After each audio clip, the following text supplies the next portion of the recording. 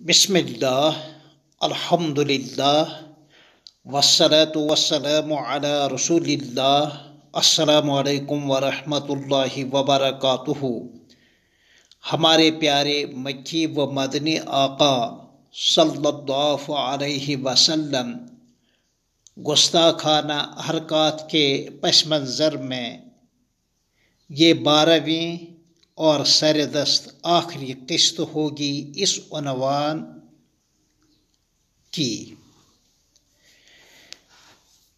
سلسلہ چل ہی رہا ہے، غیر مسلم مشاہیر عالم نے جو تأثرات پیش کیے ہیں ان میں ایک محقق اور مورخ کالسٹین ہے جو ایک جاپانی سائنسدان ہے۔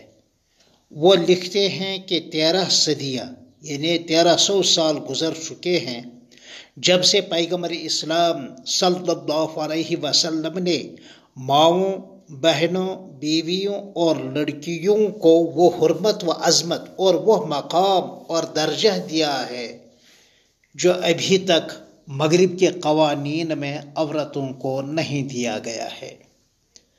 ڈاکٹر و پروفیسر برٹرانڈ رسل برطانوی ایک مشہور ریاضی دان اور فلسفی، وہ کہتے ہیں کہ عیسائیت اور اس کے علمبرداروں نے ہمیشہ اسلام، پیغمبر اسلام اور قرآن کے خلاف منفی پروپیگنڈا جاری رکھا ہے، یعنی گھر کا بھیدی لنکڑائے، جبکہ تاریخ ہمیں یہ بتاتی ہے کہ محمد صلی اللہ علیہ وسلم ایک عظیم الشان انسان اور فقید المثال مذہبی رہنما تھے، اور وہ ایک ایسے دین کے بانی تھے جو بردباری یعنی برداشت اور سنجیدگی اور مساوات کی بنیادوں پر کھڑا ہے۔ ڈاکٹر باسورت سمتھ ایک معروف سماجی و سیاسی رہنما اور اپنے دور کا ماہر اقتصادیات، سیدنا محمد صلی اللہ علیہ وسلم کی ساری پاکیزہ زندگی تمام ریفارمرز سے بھی عظیم الشان اور بلند پایا ہے۔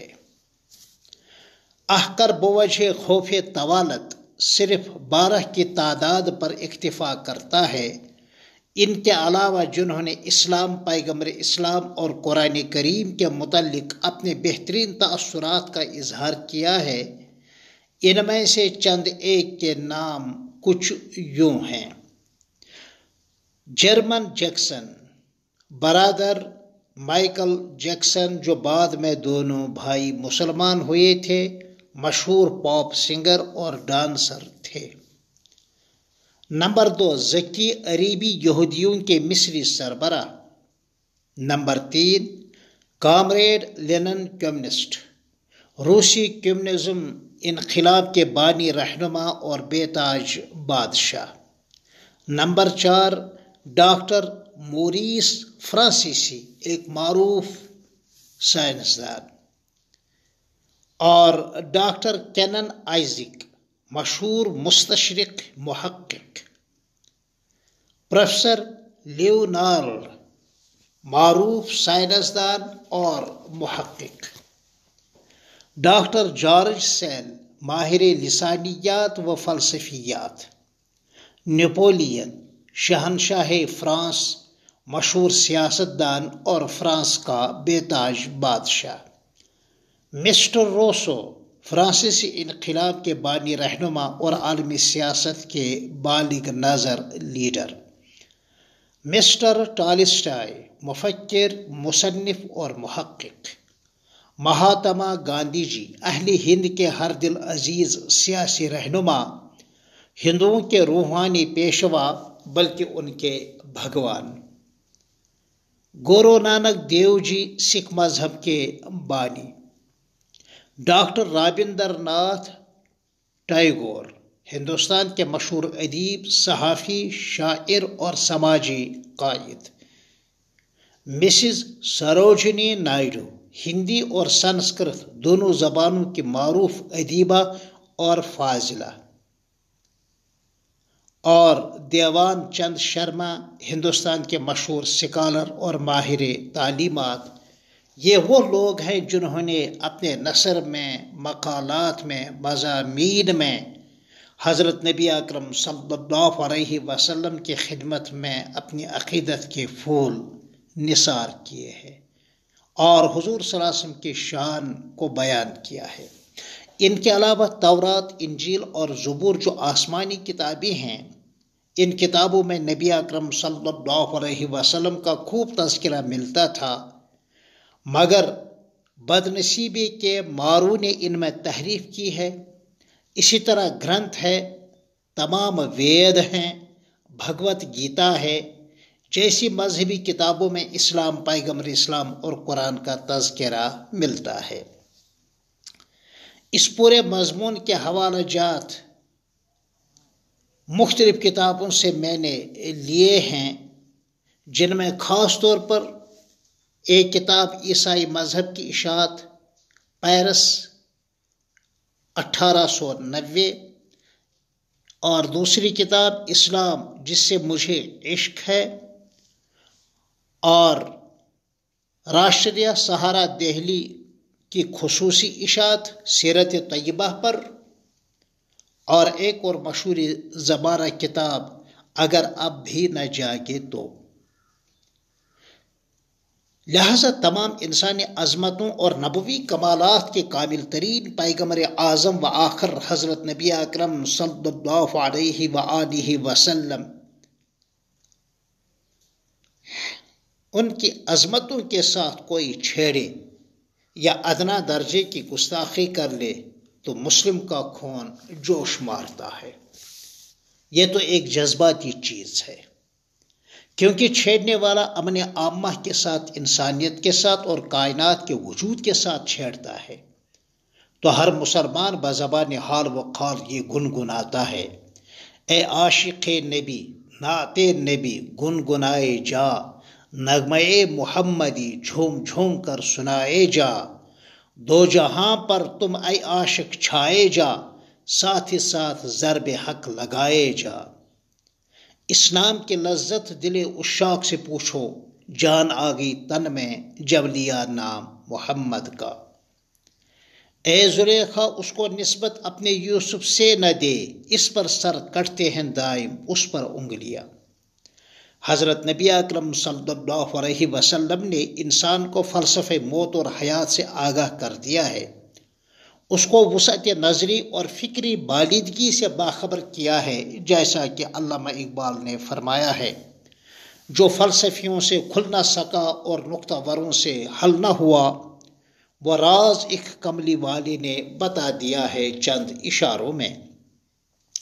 آخر میں یہ عرض کرتا جاؤں کہ میں نے یہاں چند مشاہیر عالم، سائنسدانوں، محققین مذاہب اور ماہرین فنون جدیدہ ہی کے تأثرات میں سے چند ایک یا دو جملے آپ کو سنائے ہیں۔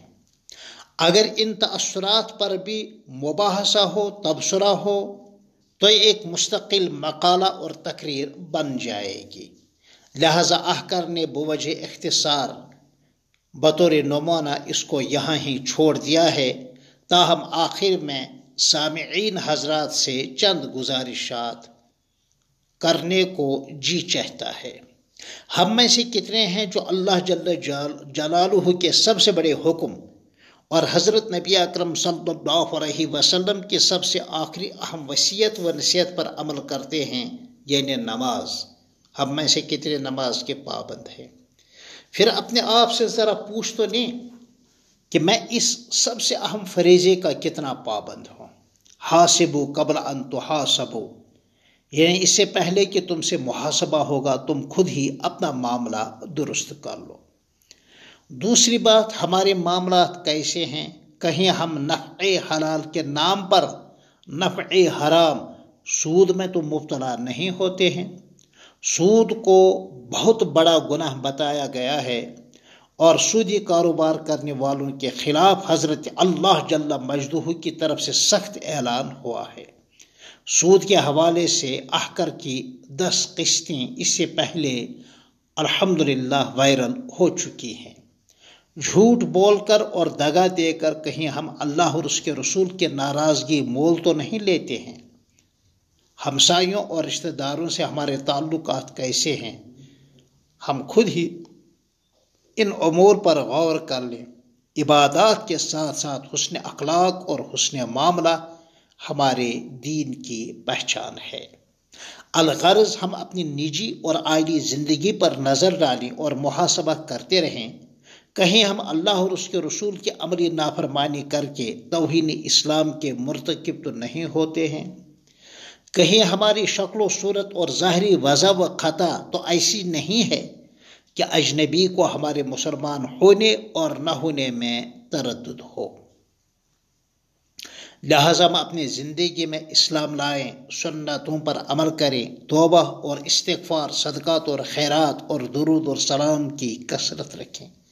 حضرت اللہ جل مجدہ ہم سبوں کو ایک اور نیک بنائے، دارین کی سعادت نصیب کرے اور تمام عرضی و سماوی آفات بالخصوص اس عالمی وائرس سے اب ہمیں مکمل نجات نصیب کرے، ہمارے ارواح اور اموات اور شہداء کی بال بال مغفرت کرے اور ساری دنیا میں امن و امان کی فضا پیدا کرے، اور اسلام اور اہل اسلام کو ساری دنیا میں غلبہ عطا کرے، تمام ظالموں کو ہدایت نصیب ہو اور مظلوموں کی نصرت اور حمایت ہو۔ آمین یا رب العالمین، بحق لا الہ الا اللہ محمد رسول اللہ صلی اللہ علیہ وسلم۔